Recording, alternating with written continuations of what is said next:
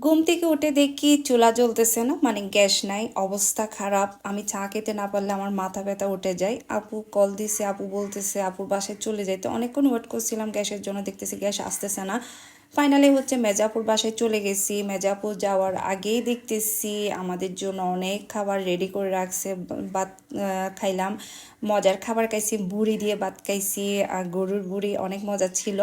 তারপর কত শান্তি লাগতেছে, চা খেতে পারছি। আমি কিন্তু প্রচুর চা খাই, যারা আমার ভিডিও দেখেন তারা তো জানেন।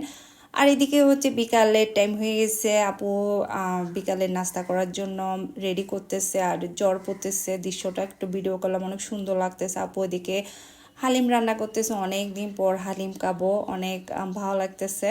আসলে জ্বর পড়লে অনেক কিছু খাইতে ইচ্ছা হয়। আর মেজাপুর বাসায় গেলে না, মেজাপুর খাওয়াইতে খাওয়াইতে শেষ, মানে যদি কোনো হ্যাংলা মানুষ যায় না সে মোটা হয়ে যাবে।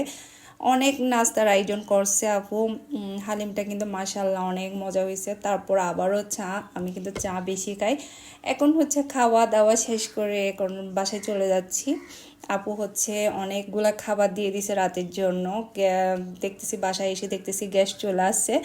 অনেক ধন্যবাদ আপুকে এত কিছু করার জন্য।